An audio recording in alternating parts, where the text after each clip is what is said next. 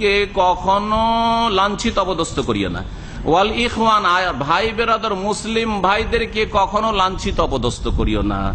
তারপরে শুনেন কেন বলছে, ফাইন্নাহু মান ইস্তাখাফা বিল উলামা, আলেমদেরকেও যদি অবমাননা করে, আলেমদেরকেও তৌহিন করে, আলেমদের ব্যঙ্গচিত্র করছে। আজকাল ফেসবুকে প্রচার মাধ্যমে আলেম ওলামাদের ব্যঙ্গচিত্র করছেন। আপনি কোন কাজটা করলেন? লাভটা কি করলেন? আপনি ভালো কাজ করলেন না আপনার গোনার পাল্লায় গোনা বাড়লো? কিছুই করতে পারবেন না আপনি। আরে হাতি চলতা রহেগা কুত্তা ভুগতা রে, কিছুই করতে পারবেন না আপনি, কিছুই করতে পারবেন না। এইসব করে লাভটাই কি করলেন? এগুলো হচ্ছে নোংরাদের কাজ, নিকৃষ্টদের কাজ। এগুলি ওদের কাজ যাদের কাছে কোরআনের দলিল নাই, রসুলের হাদিস নেই, আলেম সমাজ কোরআন হাদিসে কথা বলছে, সেই জন্য তাদের আপনি তৌহিন করছেন, তাদের ব্যঙ্গচিত্র করছেন, তাদেরকে নিয়ে উপহাস করছেন, বা তাদের উপর আপনি ফতোয়াবাজি করছেন।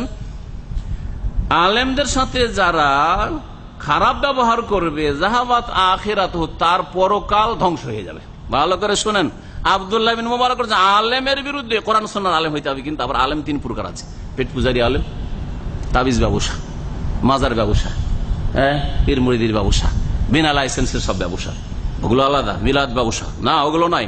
কোরআন সুন্নাহর আলেম আপনার পকেট থেকে পয়সা টানার চেষ্টা করে না, আপনার পকেট থেকে একটা পয়সা টানার চেষ্টা করে না। কখন আপনাদের কাছে কেউ চাইতে আসেনি যে আপনাদেরকে দুটো কথা শিখালেন, দেন পয়সা দেন, বাড়ি বাড়ি গিয়ে আপনার কাছ থেকে কালেকশন করছে না। তো যারা কোরআন সুন্নাহর কথা বলে তাদের বিরুদ্ধে যদি আপনি জবান দারাজি করেন তো কি হবে? জাহাবাত আখিরাত, আখিরাত নষ্ট হয়ে যাবে। অমান ইস্তাখাফা